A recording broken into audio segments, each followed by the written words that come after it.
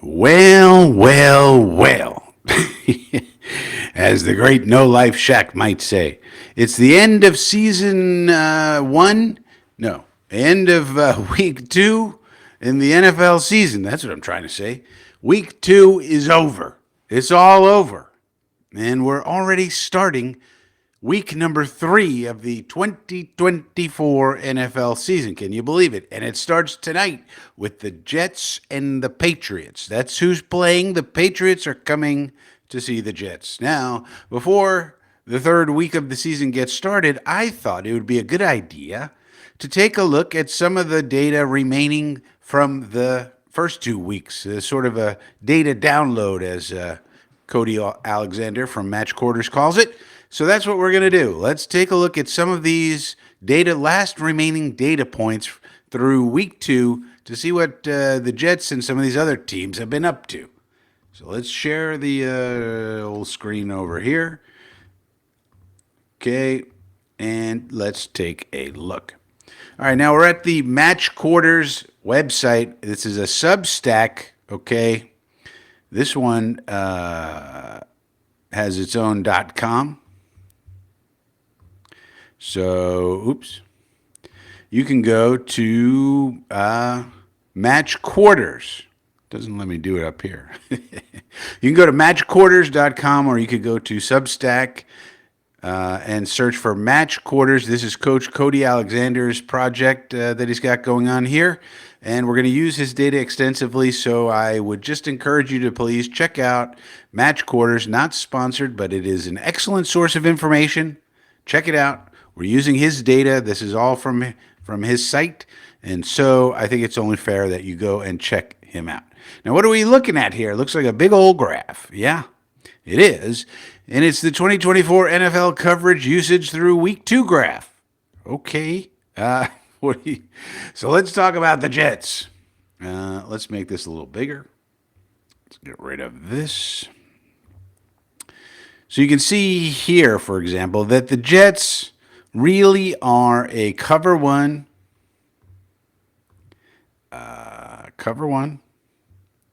cover 3, quarters team.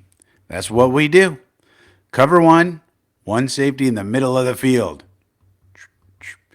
That's sort of our man-ish coverage. Cover 3, okay, we're breaking the field up into 3 different parts. Quarters, we're breaking it up into 4 different parts. Corner, safety, safety, corner. Generally is how it works, okay? There's variations, there's different things, but that's what we run. We're not big into some of these other things, like quarter 6, like look at the Chargers. Cover 6. Cover 2, look at the Bills. They love to play cover 2. But these are the, and here, this last column is 2-man, so 2 safeties and then man on the outside. And you can see against average, we're way above average. We're above average for cover 1. We are a little below average, right on about average for cover 3. And then our quarters is 15% is the average, and we're way above that. But these are the coverages that Saleh and Ulbrich love to run. And the 49ers do the same. Probably all of the teams that run the same defense that we do are going to be similar to us.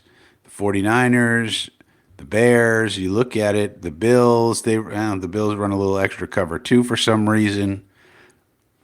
The Browns, yeah. I mean, the teams that are like us, they don't. The Browns have a little variation. They don't like quarters as much. They like cover 3 a little bit more. All right, so little differences. But the teams who are running 4 down front, attacking, 1 gapping, defenses are going to run these kind of coverages in order to keep everything in front. And remember, the reason we play these type of coverages is why. Why are we doing all this? Well, you have to go back and remember that one of the first things that Robert Saleh did when he got here, he put a sign on the door of Jeff Ulbrich. What did the sign say? Do you remember? I remember. It said, no explosives. That was the prime directive that Saleh gave to Ulbrich. No explosives. And you could say this is the way the NFL feels now. All the teams are really trying to prevent explosives, and this comes from really Vic Fangio. Some might say Gus Bradley, but it's really Vic Fangio. And if you remember back in the day, I used to say the NFL is now Fangio land. And it was Fangio land because everybody is pretty much running a variation of things that were pioneered by Vic Fangio. And the idea here is that the data will tell you that if you prevent explosives, eventually the other team's going to fail to execute. You'll get a sack, you'll get a turnover, and or you'll keep them. They'll have to kick a field goal instead of get a touchdown. And if you just keep the explosives down, you can keep the points down. That's the basic idea, and that's what we try to do. Against the 49ers, didn't work so good. And even here, it says cover 0. Vic Fangio has come to Philly with a vengeance. So Fangio, maybe he's doing some little things different now from his historical. But it's not really helping Philadelphia. I mean, they had a crazy game, the last game, and they lost. Some will say it's because of Saquon. Okay, but let's look at the blitz and stunt rates. Jets, blitz, 20%, stunting, 21%, sim, not a lot of sim pressures. So as we take a look at this, we're way below the blitz rate. This is going to have to change now.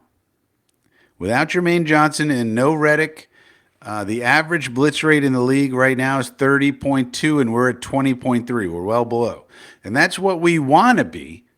Ideally, you want to get pressure with your front four. That's kind of the whole idea of our defense. But our defense is kind of breaking down now.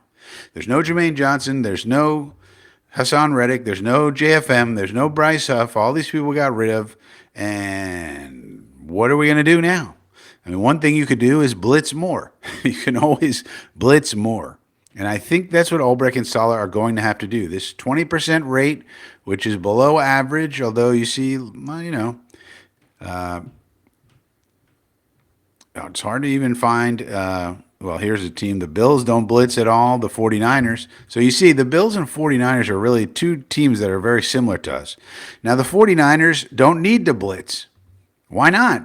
Well, they have Nick Bosa and Javon Hargrave and Leonard Floyd. We don't have anybody that good. Well, Quinnen's as good as probably Hargrave. But other than on the edges right now with who we have, no. And the Bills, don't forget. See, the thing that people forgot about the Bills is they still have a guy named Von Miller. And everybody forgot about Von Miller. And I watched him a little bit in one of the games, and he looks like he's back to me, which is bad news for everyone else and good news for the Bills. So they have Von Miller, and they have Ed Oliver, and they have some passers, and they have Rousseau as well. People forget Groot on the Bills. So they have pass rush. We were supposed to have pass rush. We were supposed to have Reddick and Johnson and McDonald, and now all we got is McDonald. And JFM had 50 pressures, last year. We traded him for some reason, which I still don't understand. But when you lose all those people and you don't replace them adequately, guess what? We're going to have to blitz more. So one of the things we're going to take a look at as the season goes on, does the blitz rate go this way? I'm predicting that it will. Let's see. We'll find out on Thursday. Thursday is a perfectly, here's the way to think about Thursday. Now, the Patriots don't have a good offensive line. What they're going to try to do is run the ball, I think. And we're going to try to, if we're smart, stack the box. So if we start stacking the box and they're having a hard time running, then they're going to have to throw, right? Well, if that's the case, how does our 4-down lineman do against their beat up and not very good right now offensive line? And if we can't beat those guys with our front four, in other words, Brissett's getting the ball out and he's running around and we're not sacking him, we're going to have to blitz. That's the only real thing you're going to have to do, Ulbrich. And I just watched a breakdown of John Gruden, and he gave a lot of flowers to Coach Ulbrich. So who am I to criticize? But at the same time, We didn't play very well against the 49ers, and the Titans, we didn't play spectacular either. Levis threw us an interception, then he threw us a crazy-ass fumble. I mean, so something. So I'm a little concerned about it. Let's say John Gruden doesn't seem to be, but I am. Maybe that's just because you're a fan, Frankie. All right. Well, look, this is a key number because it's going to be. If that number goes up, it's a risk. It's obviously a risk, and it's a high risk, high reward situation. If the blitz gets home and you get a sack, great. That it paid off. But if you blitz and you still can't get home, and now you don't have as many people covering people, that's going to mean more people are wide open. And if Jake Brisket hits them, then you've lost the risk, right? It's a risk-reward scenario. So if the rate goes up, that doesn't necessarily mean good things are going to happen. Hopefully the rate goes up and we get home and we sack the man. We need to be sacking these quarterbackings. That's what we need to do. Now, you often see these kind of grids here. We're not going to go into this one. Middle of the field disguise. Let's go into middle of the field disguise because this is a talking point among Jet fans. Why is it that we are so simplistic? Can't we disguise? Don't we have, isn't this the point of having coaches here for 4 years now and a lot of the players still here where we've taught the system and all of this? And we're still at 76.1 no disguise percentage. And the average is 69.1. So we're well above average to not disguise our what we're doing, our coverages and our shells and all of this.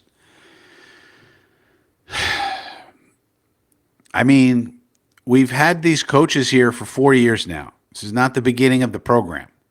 We've had a lot of the players here for 3-4 years now. We still can't disguise very much. Why? Well, some people are. Look at the Browns. They don't disguise. Well, they have Myles Garrett. Okay. I think when you have dominant elite line players, it changes.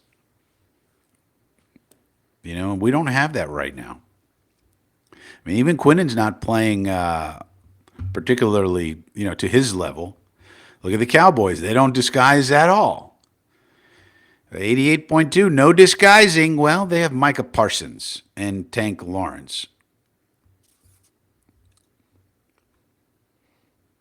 Those kind of guys are worth their weight in gold. That's why they get paid so much money. Middle of the field closed. Let's take a look at this. The Jets. Okay. Middle of the field closed means we got a safety in the middle. Middle of the field opens means we got two safeties like so.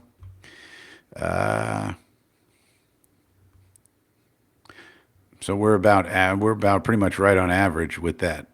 So I don't know what we can determine about that, except when we're middle of the field closed, that means the other safety should be down in the box. So in this particular, or you would hope, otherwise he's out somewhere covering somebody, right? So we might want to go more middle of the field closed against the Patriots because we think they're going to try to make a Dre day all day long. Ramondre Stevenson, that monster. And we might want to try to shut him down. He's one of their very best players. Therefore, we're going to drop a safety into the box, say, if we do. And then that leaves only Tony Adams up here. And then Chuck Clark has to make tackles. Note to Mr. Chuck Clark, we need you to make tackles, please.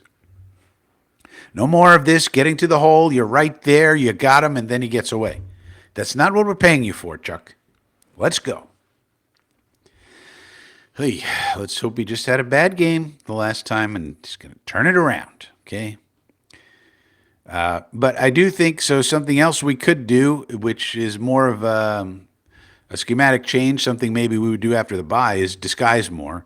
And that does take more time to teach and so forth and so on. So if you're not used to doing that then you're going to go to disguise all these disguises, that takes more time to coach, But what I'm hoping is that our coaching staff is adaptable and changeable if needed. We hope we don't need it. Maybe, Kinlaw is going to really come on and McDonald's going to develop and McKinley's going to do something. Yeah, fine. If that happens, okay, we'll be back to our old ways. But we'll just have to see. And if not, you gotta be able to change it up. You can see our defense not doing so hot. You want to be over here. Chargers, but of course they played the Panthers, so that doesn't really count. But look who's over here, the Bills. Okay, Dolphins struggling.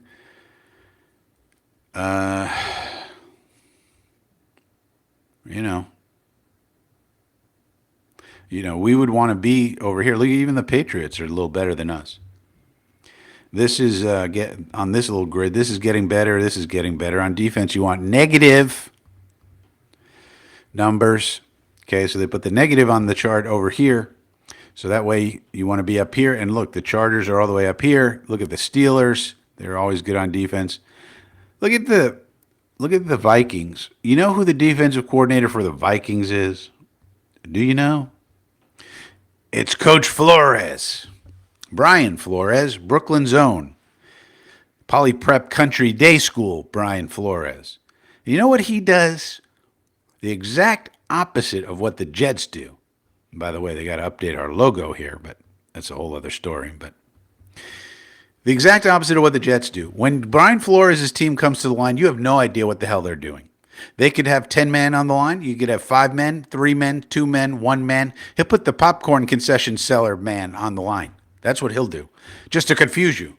You have no idea. Sim pressure from every single point on the field. You have no idea what's going on. Good luck trying to figure it out.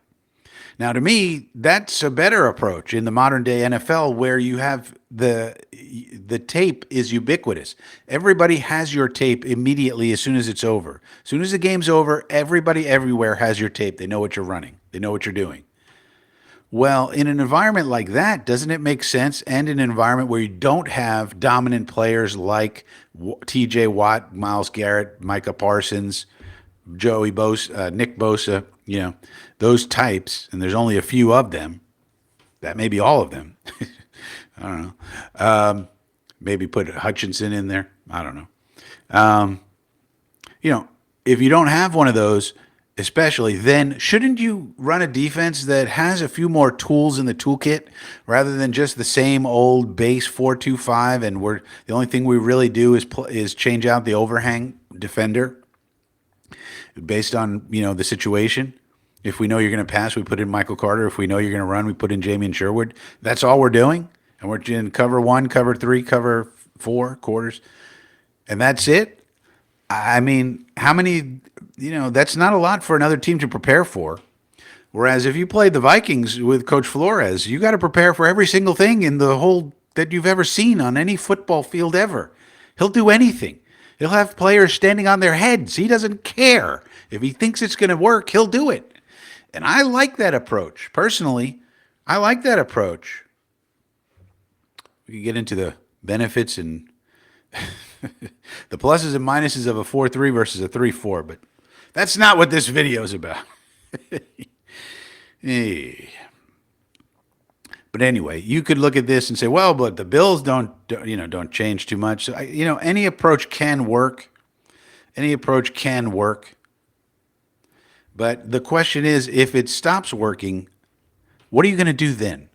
What's going to be your counter to the issue of, okay, the defense isn't working. We lost too many people. We lost JFM. We lost Bryce Huff. We lost, Reddick. We lost Jermaine Johnson. We got who we have, but we can't go with that plan because you can only do that plan with certain people. What's our next plan? Do we have one?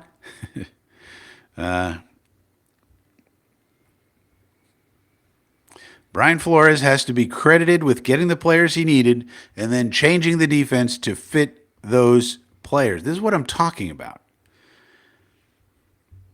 When you have certain players, you can run certain things. But if you never practice any other way of playing defense, and then you lose people either via trade or they don't want to come play for your team, hello, Mr. Reddick, or they get injured, now you have different players playing, and you're going to run the same things?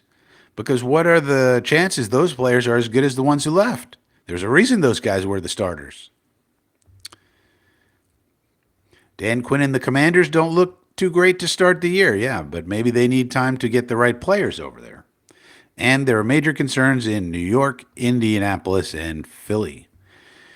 And maybe old Vic Fangio is just a little too old these days, even though he started the whole Fangio land in the NFL. Maybe the league's passed him by, or maybe I don't know. Does anybody know what's going on with Vic Fangio? Because Vic Fangio left the Dolphins, and the Dolphins players said, "Get out of here." Vic Fangio, legendary NFL coach Vic Fangio. The Dolphins players, led by, what's his name, the malcontent who's never happy anywhere, the cornerback. You know who I'm talking about, the athletic cornerback that they have, whose name escapes me at the moment.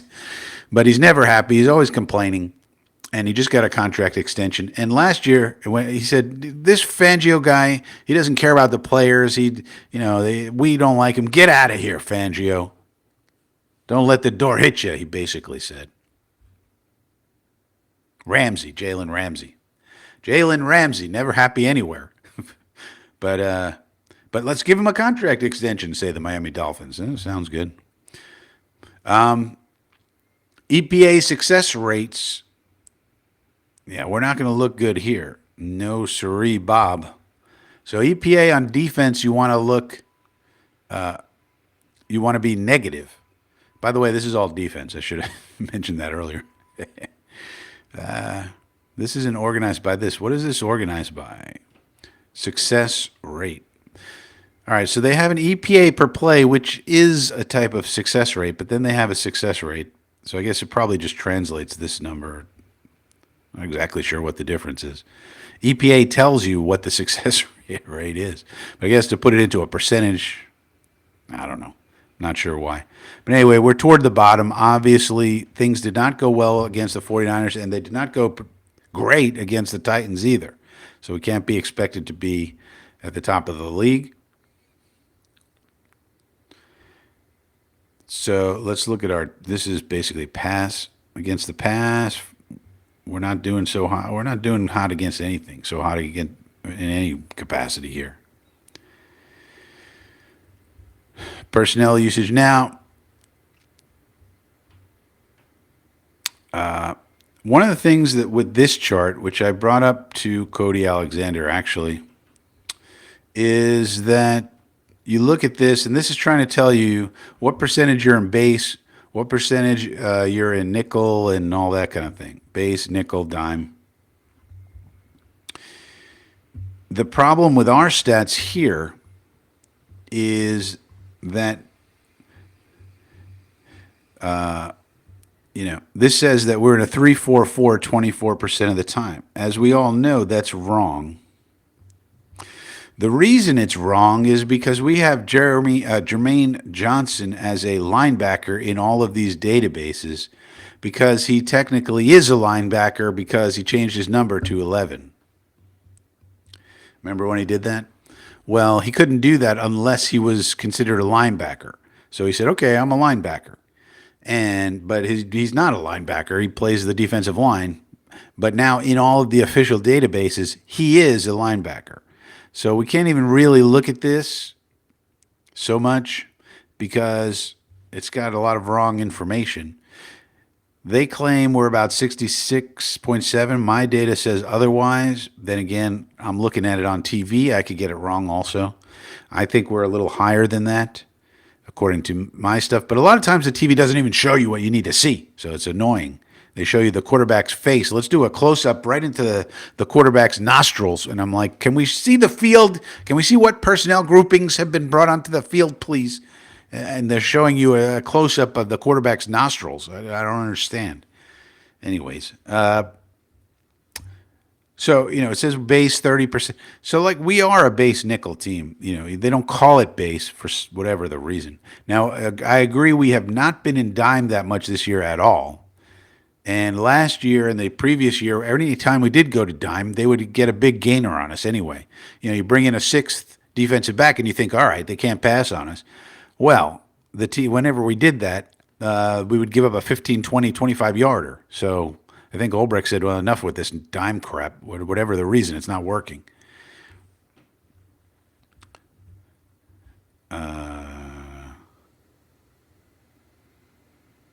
Yeah, it even says this about, also play a big nickel package with Ashton Davis. That's true. Now, the other thing, so I did point this out to Coach Alexander. So down here, look, here's me, Frankie from Flatbush. Cody, one thing for the Jets that is messing up the front state is that Jermaine Johnson is listed as a linebacker, but he's a down lineman. Less of an issue going forward now that he's out for the year. And I'm not sure it's fixable since all of the databases seem to have it the same, but something to keep in mind. Anyone watching the Jets knows they never line up with 3 down linemen. And old Coach Alexander responded to me. How about that? This guy knows more football than I'll ever know. He didn't have to respond to me. But he did. He said, yeah, that's an overarching issue in general. Edges are considered LBs, which makes them a linebacker. For instance, the Chiefs' 3-3-5 package with Chenal and Tranquil is much different than the Rams, which has 2 edges and is really a penny front. No great way to wash that without wholesale changing everything. That's why when you look at this data, you have to be roster specific. So that's why we're kind of just looking at the Jets, because we know the Jets. When you discuss it, and which is what I'm doing, try to stay away from the broad brush statements when looking at it big picture. But I'm on it, he says. And yes, it is annoying. We had to do some cleaning on the Field Vision app because of this. They have an app called the Field Vision app. Check that out. I don't know what he means by I'm on it. I don't think you can fix it. It's basically they have to get their databases from the NFL pretty much, or from similar sources. And so, unless you fix this is a problem with data in general. It's called data integrity. Unless you fix the source of the data, all your data is going to be screwed up. All right, so there you go. The final data dump of the week. And tonight, we got the first game of the 3rd week of the 2024 NFL season. Patriots at Jets. And it's going to be a dogfight. So let me know what you think about all this in the comment section down below. Please subscribe to the channel if you're new and click the like button, the milk thumb. We would appreciate it very much. It helps out the channel. We're trying to get this channel up to 150 subscribers. So if we could get up there and you could help with that, we would appreciate it very much. Thank you for your time and attention, and I will see you. Frankie's fate hangs by a thread. Frankie strapped to a chair, struggling. 2 old mafioso guys circle him. Their voices cold and menacing. It's not personal, Frankie. It's just business. It's not personal, Frankie. It's just business. Frankie, handsome and debonair, stays silent. The tension, palpable. His fate, unknown. Stay tuned. The night is far from over.